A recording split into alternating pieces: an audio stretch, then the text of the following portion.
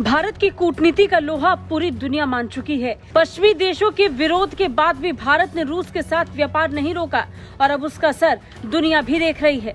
भारतीय व्यापार और उद्योग मंत्रालय के आंकड़ों के आधार पर नोवोस्ती ने बताया कि जनवरी अगस्त में रूस और भारत के बीच व्यापार बढ़कर 43.8 बिलियन डॉलर का हो गया है, जो पिछले पूरे साल के आंकड़े से अधिक है। भारत ने इस साल के 8 महीनों में 41.2 बिलियन डॉलर का रूसी सामान खरीदा, जबकि एक साल पहले ये 17.1 बिलियन डॉलर था। यूक्रेन से जंग के बीच भारत ने जो रूस की मदद की थी, ये आज उसी का नतीजा है कि दोनों देशों के बीच इस तरह की साझेदारी देखने को मिली। रूस बड़ी मात्रा में क्रूड ऑयल भारत भेजता है और अरबों डॉलर की कमाई करता है। भारत रूसी क्रूड ऑयल की सप्लाई के लिए कितना अहम है, इसका अंदाजा इस बात से लगाया जा सकता है कि देश अपनी जरूरत का 60% कच्चा तेल अकेले रशिया से ही आयात करता है। इसका भुगतान भारत की ओर से अमेरिकी डॉलर, दिरहम और रुपए में किया जाता है। हालांकि इसमें ज्यादा हिस्सा डॉलर का ही होता है।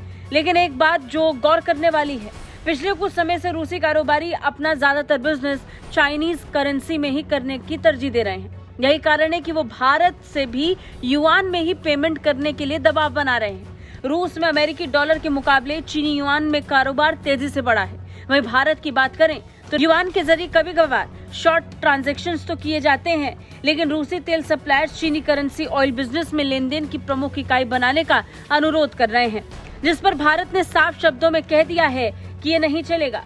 रिपोर्ट की माने तो रूस में कारोबारियों द्वारा चीनी करेंसी में हो रहे पेमेंट के चलते इस साल युआन रूस में सबसे ज्यादा कारोबार करने वाली करेंसी बन गई है। भारत की सबसे बड़ी रिफाइनरी इंडियन ऑयल कॉर्पोरेशन ने बीते दिनों रूसी क्रूड का पेमेंट चीनी करेंसी में किया था, लेकिन उसके बाद ही केंद्र सरकार ने चीनी करेंसी में किसी भी तरह के लेन देन पर रोक लगा दी थी।